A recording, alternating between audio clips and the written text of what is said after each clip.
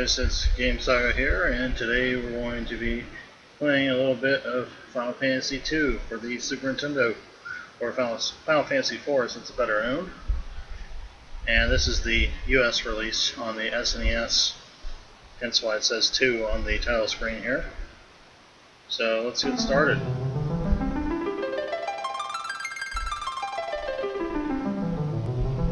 My controller won't respond. There we go. Alright, start a new game here. So if you've heard me talk on the Game Saga podcast before, you know that this is one of my favorite games of all time. And one of the reasons is because it's one of the first RPGs I ever really played extensively. I did play the original Final Fantasy, of course, but I didn't play that one as much as I played this one, although I will go back and play through it later on.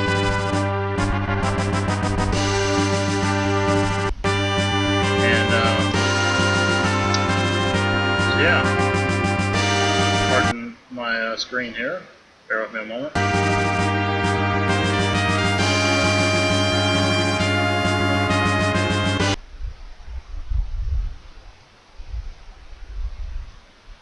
Sorry about this.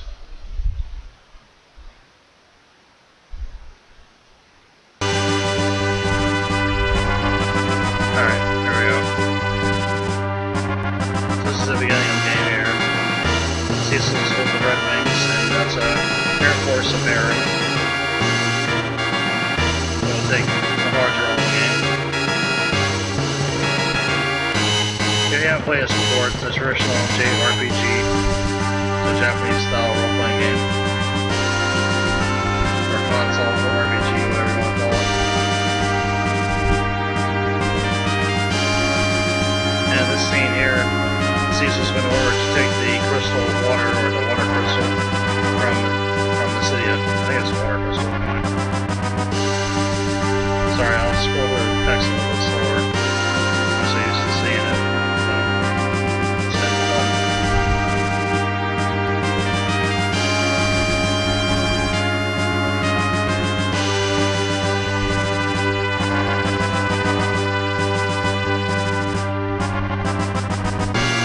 Cecil basically feels guilty for taking the crystal, and his crew trying to convince him that they should do what the king says.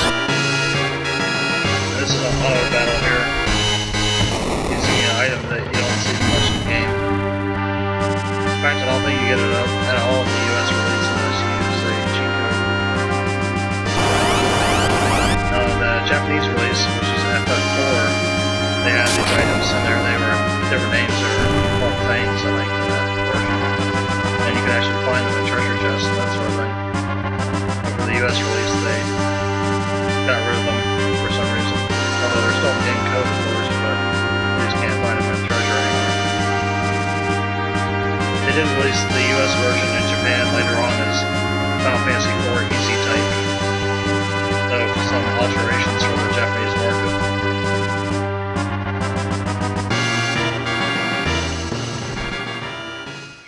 And of course, Final Fantasy IV has been ported to other systems like PSP and Android and iOS. On PSP, it comes with the After Years, and also a sequel to the After Years called Interlude, I think that was the name of it. This, I think, the sequel might be a prequel, I'm not sure. I haven't played that release yet. I want to do that one of these days, but I got a chance to do that. That's Vagan, he's captain of the guard. We'll see him again later on in the game. There's the king there.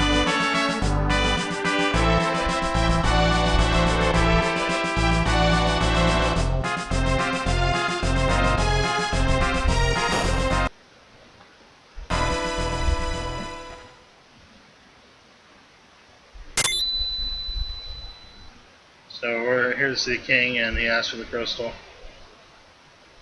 And Bacon takes it from us. The guy's name kind of sounds like Bacon. Bacon, Night Guard Captain.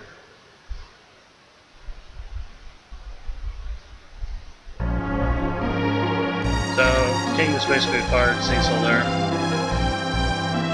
And I know some people say it's pronounced Cecil, but that sounds stupid to me. I don't know if that's the official pronunciation or not, but I've always called him Cecil. There's Kane there. He's Cecil's friend. And they gave us something called the package.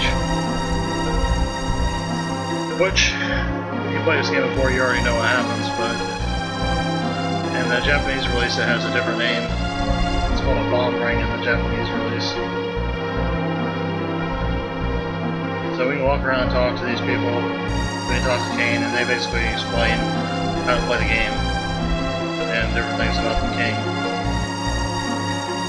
In this particular scene over here where Kane is, we'll actually come back here later on in the game. But Kane will be there.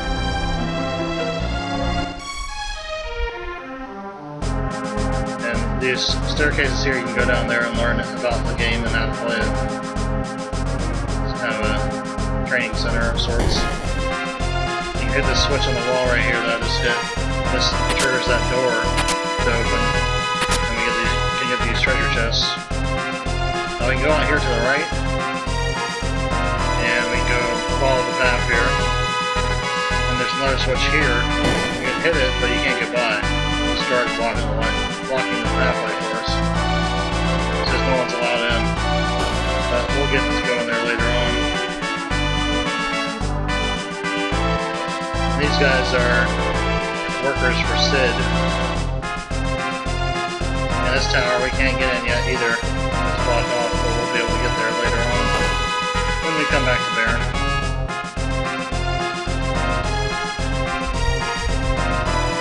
So at the beginning of the game you can't really do anything on that side except talk to a couple people. Then you can go back out down here if you really want to and talk to the guards.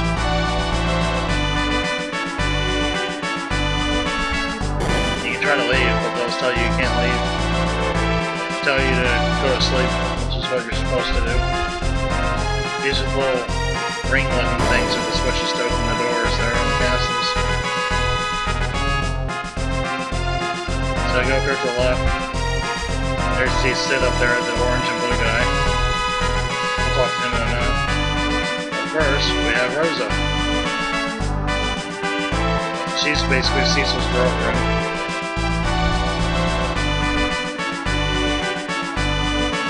And they were talking briefly about what Cecil had to do in the city.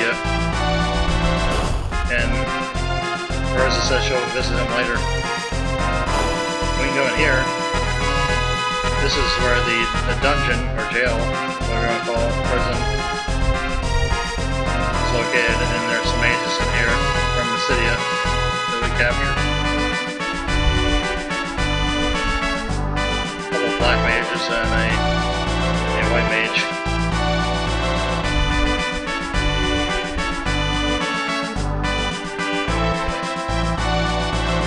Not much you can do in there other than that.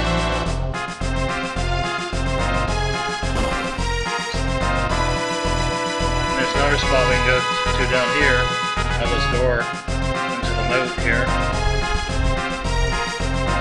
Walk up here to the left. Go back here, but you can't do anything right here yet. Now remember that because later on in the game, we'll be coming back there.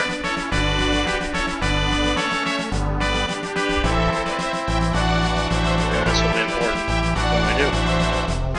But for right now, we can't do anything with that. Here comes Sid. Come talk to us.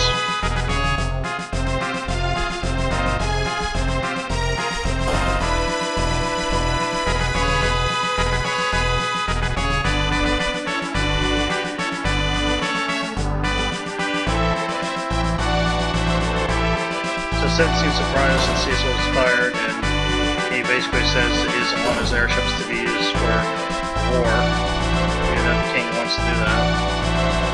And you can talk to these guards in here. This is where Sid was, nothing to do up there.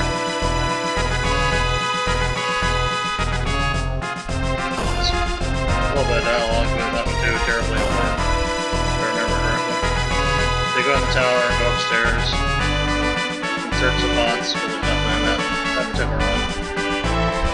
There's a maid servant here, and she basically says that she fixed the bed for us to go to sleep.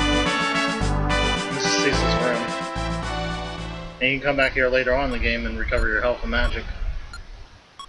Functions kind of like a free inn.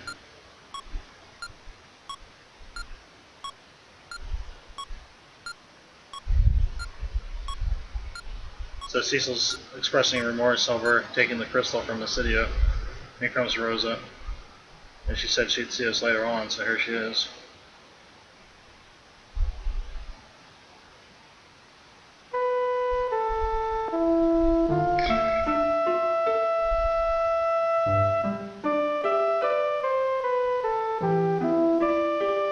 And they're talking about Mysidia again.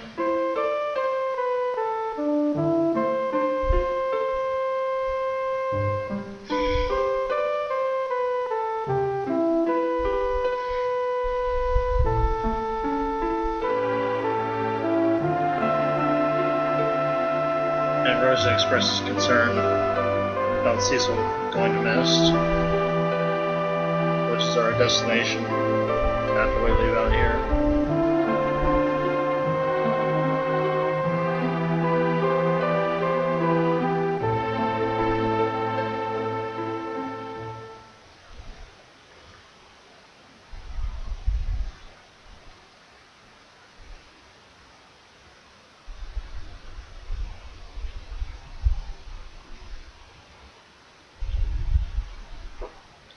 And now Kane comes in here to talk to us briefly, and we're going to leave together to head towards Mist.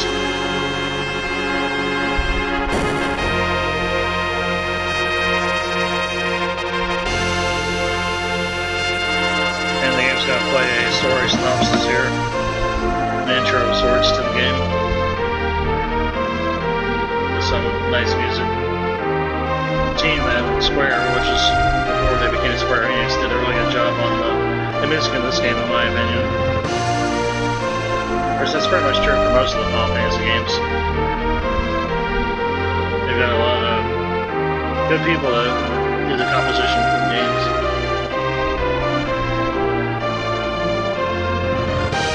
This is auto-scrolling text here, you can't slow it down or speed it up. You just gotta sit there and wait.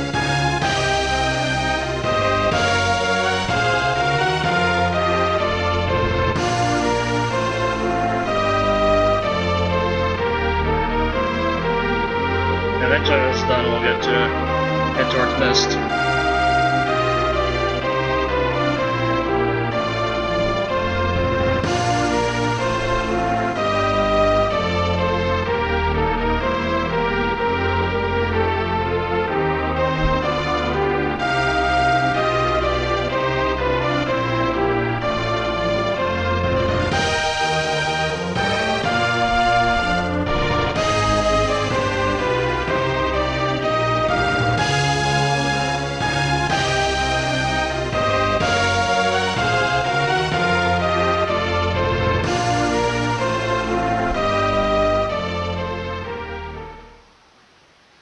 Alright, we're done now with that, so we can save the game here. First we're going to change some of the things here. We're going to change the battle speed and our window color. I don't like the blue color, I like the black, it's easier to look at. And if we wanted to, we could rearrange the party by going to form and picking the slot we want our character to be in. But since Kane and Cecil are both physical attackers, they should be in the front row. Now Kane can attack from the back row with his jump ability, but you don't have to do that. Besides, if you end up using his regular attack, then he'll want to be in the front row, so he does more damage. Cecil should always be in the front row. There's really no reason to ever have him in the back row. We'll save it here. We can go in the Town of Baron here, which is different from Castle. There's not a whole lot we can do right now. We can run around the town and talk to some people and get a few items out of the bots and things like that. scroll got in the way. We can come up here and click on the sword, and that is a switch to open this treasure room. He has a few more items.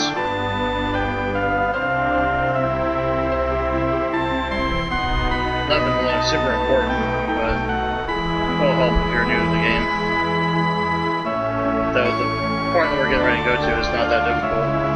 You can easily clear the boss that we're going to face without grinding at all. So even if you fight nobody and you go right on that Chocobo over there, you will not have to worry about dying most likely, as long as you follow the directions. This is Rose's house right here. That's Rose's mother. I always thought this was funny right here. If you click on the fire, watch what it says. Ouch! Doesn't actually do any damage to you, but it's still funny nonetheless. At least I think it is. So you can try to go in the weapon and armor shop there, but it's locked, so you can't get in there yet. We'll be able to come back here later in the game and open that up. But for right now, we can't get in there. Not a big deal, there's not a whole lot of anything worth buying in there anyway. You come down here in the water where I am right now, and get some hidden treasure chests, some more items. I think there's only 2 in here, if I remember correctly. And there's a lot of areas in the game like that, especially in towns.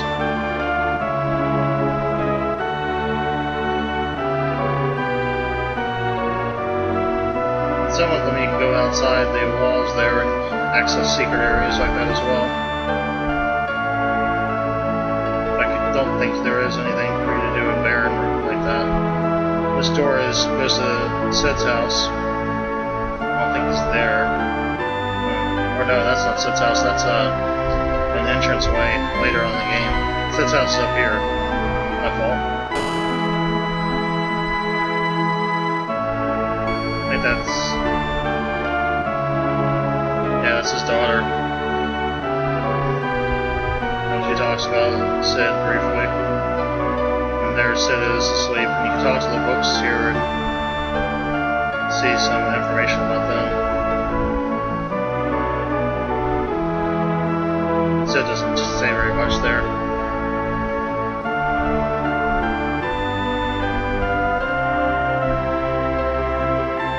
And that's about it you can do in his house.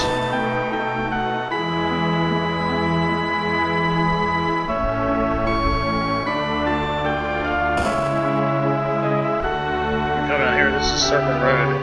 It goes to Basidia, but it's been sealed off, so if you try to go in, this is what happens. It says it's been sealed at Basidia's end. And that's because Baron went and killed off almost their entire population when they stole the crystal. Or we did the intro.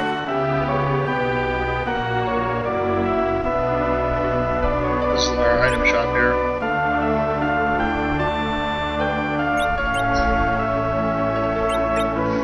Buy stuff if you want, but it's not really necessary. I mean, just from exploring the town there, we got an ether, a heal, 5 tenths, and 5 cure potions. So we've got a good amount of items there. This is a training room. Pretty much every town has one of these in it. You can talk to the different NPCs in here and learn about how to play the game and that sort of thing. And the dude in the yellow hat there, he's naming way, and you can talk to him to rename your characters,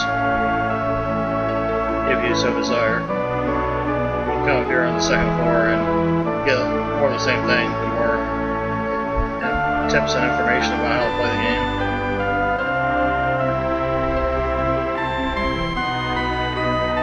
But since I played this game probably at least 1,000 times, well, I might be exaggerating a little bit, but close to it. I played it a lot. I don't really need to go in there and see tips and that sort of thing. I already know what I'm doing. This is our overworld map here. When you're not in a dungeon or a town or a castle or things like that, you'll be out here. For at least the first half of the game. And you'll run into random encounters out here. It's not like Chrono Trigger. You don't have enemies that you can see. You won't see your enemies. And And generally, when you go in a forest, the encounter rate is increased, I believe. And you can talk to these. This is a Chocobo forest here, and you can talk to the white ones to get a refill of your magic, but of course our characters don't have magic. And every single one of them has a hidden item in the grass there called a carrot, or pretty much all of them. And you can use that to go up here and use the item, and it will pop up a big Chocobo which can store items for you. So if you run out of space, that's it, can be useful. You can talk to the yellow ones here to get a ride around. They can't fly, but they can walk around. And they can go in streams, rivers, whatever you want to call them, and lakes. Can't go up a waterfall. And can't go in the ocean, but the rest of it they can do. They can't go over mountains either. They can go in woods, desert, grass, and non-ocean water. And you don't run into any random encounters when you're on a Chocobo either.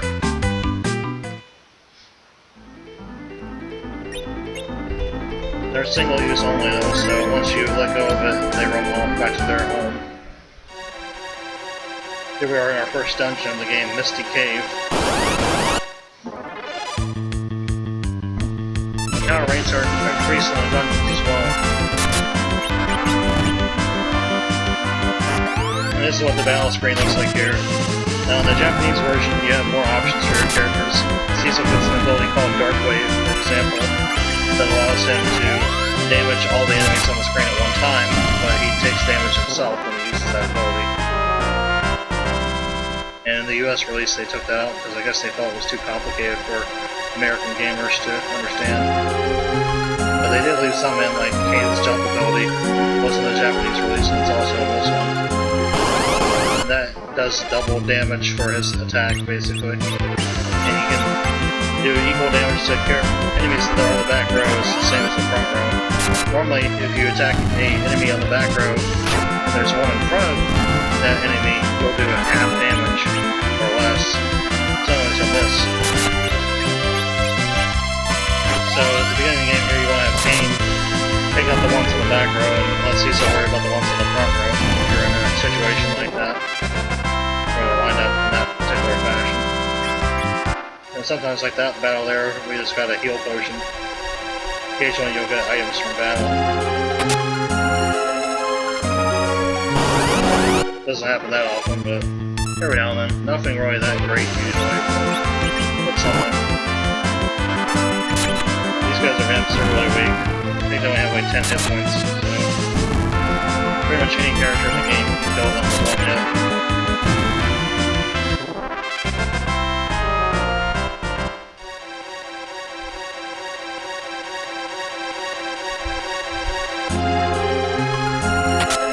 Get the treasure chest in here, but I usually do, just to get some extra consumables. And these sword rat guys, which is a purple looking, hedgehog looking thing, I guess, for lack of a better term, porcupine, whatever you want to call it.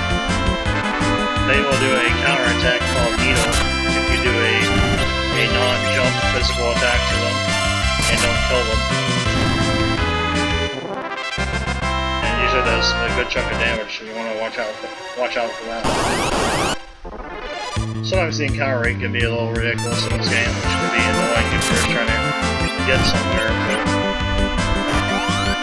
it will help you out in the long run with boss fights, because there will be points in the game where you might need to grind if your levels aren't high enough.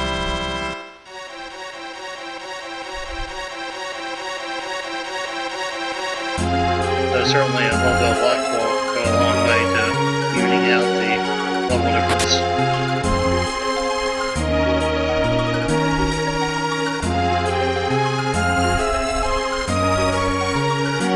You can also change the character that you see on the screen by hitting the R button.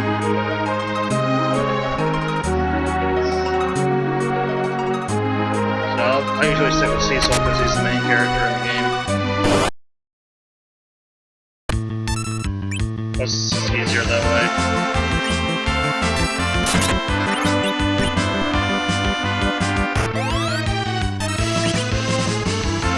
So another thing I forgot to mention about Kane doing his jump attack, he doesn't take damage.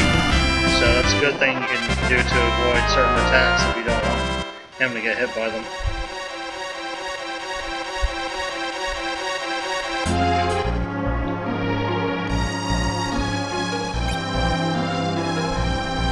So this is our first boss fight here. Not too terribly difficult.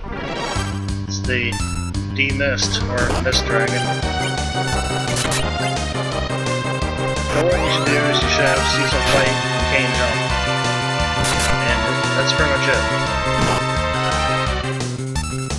But in a minute here we'll see why this battle is different.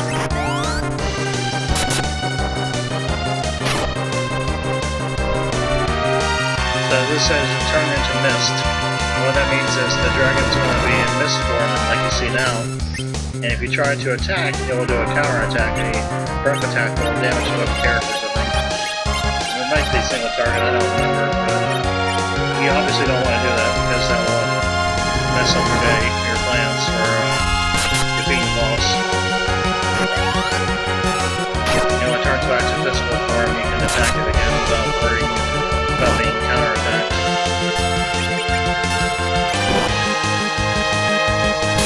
Doesn't have a whole lot of health, so it shouldn't take more than about 3 or 4 rounds to kill.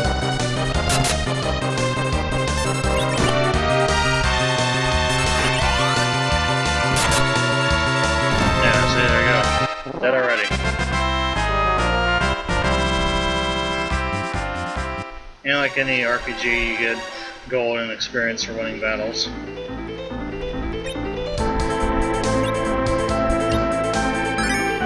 Around there, we can save it again because we're on the world map. You can't save in a dungeon normally unless you have a save point. So this is the Village of Mist right here. Now normally you're supposed to go in there and a scene will take place that makes Mist inaccessible from the other side, and you won't be able to get back there until much later in the game. But there is a little trick you can do to skip over Mist and come back from the other side.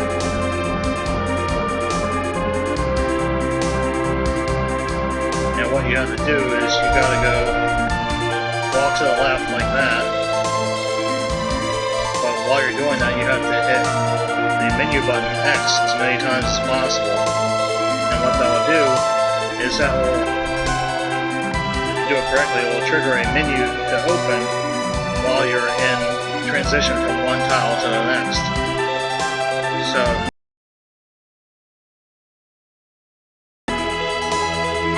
and the game doesn't understand what to do with that, so it assumes that you're halfway between the two. And you open the menu up and then you use a tent, and it will put you back to the proper tile, which is right next to Mist. And then you go to the right and do the same trick. One square, and you hit the menu, and then you go save and you reset, and that will you do it one more time after that, but this time you don't have to, or wait, no, after the reset you don't have to do it, I'm pretty sure. Then you can go, you're over on the other side of Mist, and you come back to the other side, go on the left or on the right side of the town. You can access things you wouldn't be able to get to much later in the game. And you can also keep Cane in your party by doing that. But if you do that, and you go to the next dungeon in the game, a party member that's located there will not be there. You have to go to Mist and trigger the scene at Mist for that party member to appear.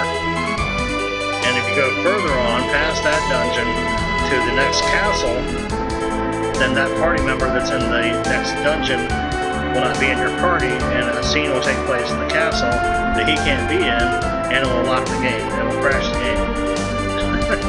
Which obviously is not good, so you're forced to eventually go into Mist and trigger the scene, whether you want to or not. But we're not going to worry about doing that in this particular stream because it's very complicated and it's easy to mess up, and it just takes a lot of time to do. And in the interest of time, we're gonna have to cut come back and do the scene in Mist anyway, so there's really no purpose in skipping over it, because the stuff you can get is, well, it's good, it's not, you know, super good. It's not going to one-shot every enemy in the game or anything like that. So we'll go ahead and go in Mist now. We'll save it one more time.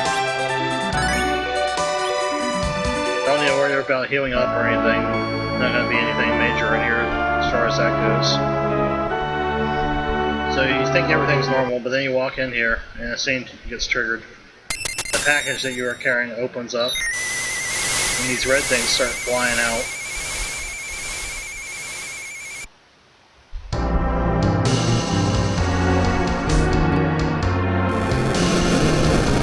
And they are bombs.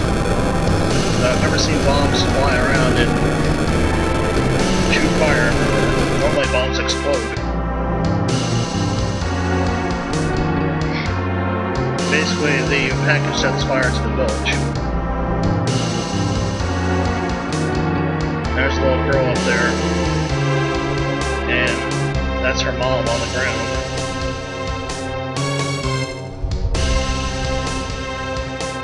So the mom is a summoner, or caller as the game calls it in the US release, and when a creature is summoned, the caller dies if the creature dies.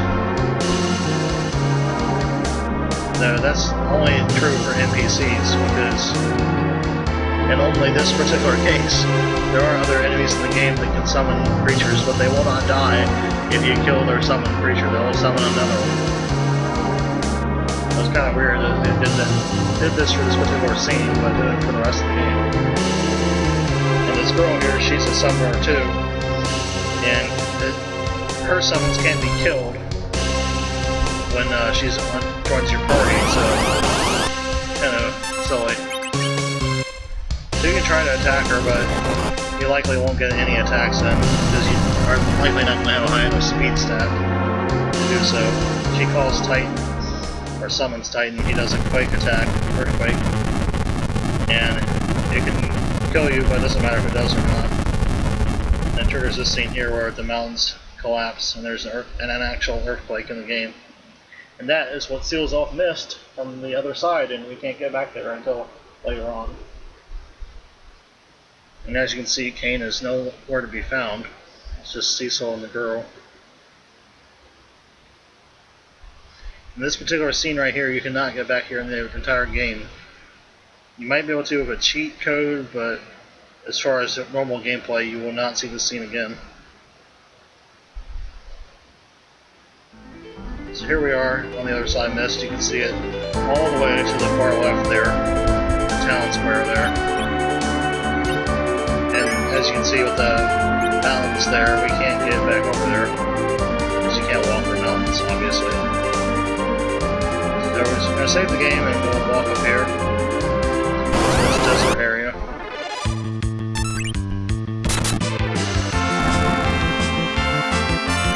Since we only have one party member and Cecil, you can pretty much just do an auto attack here, and it'll automatically target the next enemy.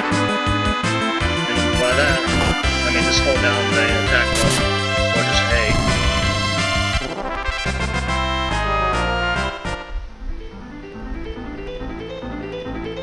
And in this game, the experience is divided amongst your party members. So the less people you have alive or in your party, the more experience the people that are alive and in your party will get. So in this case, since Cecil's our only party member, he gets a lot of experience by himself. So you can grind him solo if you want and get a few levels, but it's not really worth the effort, because there will be a scene later on in the game that takes place that will negate all of that. Cecil automatically comes to the end when you enter this village of Kaipo. Or Capo, however you say it. So the innkeeper lets us stay for free. And Cecil puts the girl in bed there so she can rest. And he does as well. And then this scene is triggered here. Some guards come in. they say that the king has ordered all the callers to be killed. So we gotta fight the guards here, soldiers, whatever you want to call them, to protect ourselves and the girl. The soldiers are the guys in the red there, the officer is the guy in the green. And you can kill all of them, but the officer will retreat from battle if you kill all of the soldiers. The officer himself does not attack. He was tell the soldiers to attack. Since he's on the back row like I was talking about earlier, it'll make it harder to hit him with physical attacks. If we had a magic user in our group, it would be a lot simpler, or if Kane was still in our party.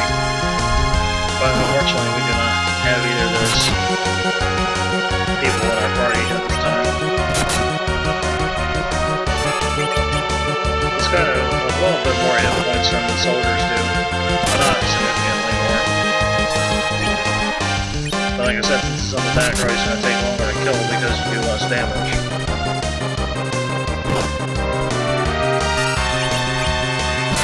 But if you want to get the battle over more quickly, you can just kill all the soldiers and the officer will retreat. But you get less experience that way as well.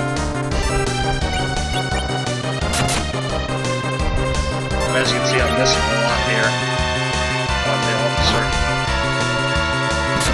which is frustrating, but it's to be expected.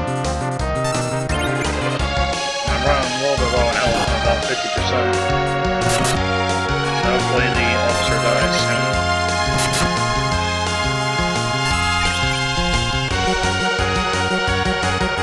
Don't want to waste a cure potion if I don't have to, because the end rest is going to heal me anyway.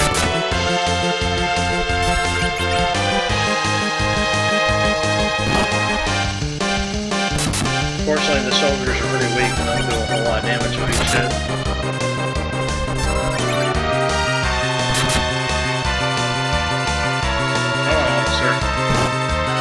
Hurry up and die already.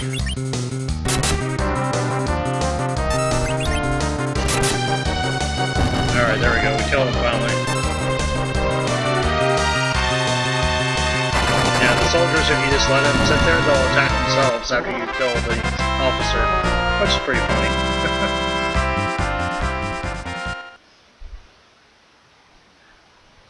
We didn't get a level there, but we came pretty close.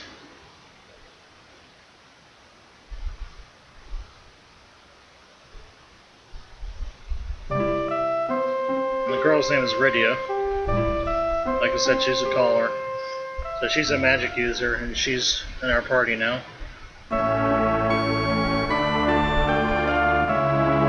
And she's very weak at the beginning here, so you might want to spend a little bit of time leveling her up. And you want to put her on the back row in your party lineup. Otherwise, she's going to get killed pretty much instantly once you get in battle. As you can see, she can learn white magic, black magic, and call magic, or summon magic. And the only spell she knows right now is the call spell Chocobo. But she will learn spells throughout the game.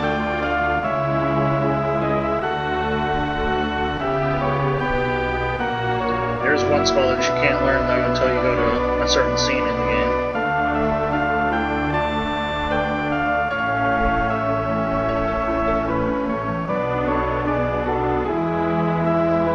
There'll be a whole lot of items here for us to get.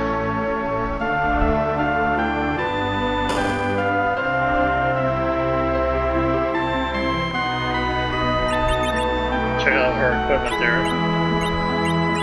I don't think we can get any upgrades for her here, but we'll look and see, just to make sure.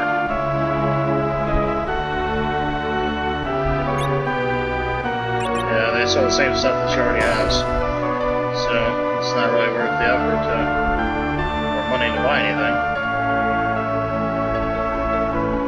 Check out the weapon shop here. Same kind of thing. She already has a rod.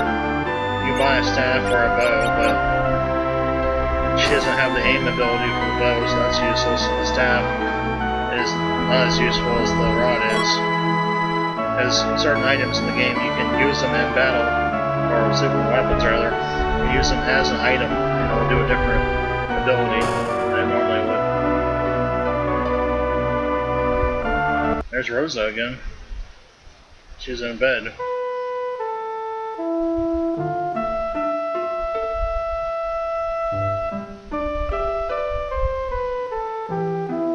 She's got a fever of some sort, and that wizard-looking guy there says we need something called the Sand Ruby to cure her.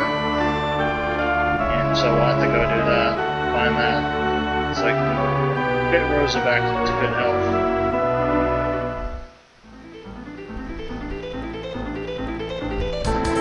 Alright, we're going to save it right here, again, now that we've got Rydia in our party. And there you can see, like I was saying, she's really weak. She only has 30 HP, only level 1. Cecil, meanwhile, is level 12 and has almost 10 times the hit points. So you'll want to spend some time leveling her up. But what I like to do is go to the next dungeon and get our third party member, and come back out here and level her up like that, so it makes it a lot easier. And it makes her less likely to die. And if she does, you'll be able to bring her back to life as well. But that is going to wrap up this stream for today of Final Fantasy 4 or 2, whatever you want to call it. Again, this has been the US Super Nintendo release of Final Fantasy 4, which was released as Final Fantasy 2 in the United States, originally back in the early 90s. We'll do more of this later on sometime, don't know when that will be, but stay tuned to our Twitch channel and we'll stream it when we get around to it. We'll probably do some more Shovel Knight later on, possibly today, it might not be till tomorrow, I haven't decided yet. And thanks for watching us play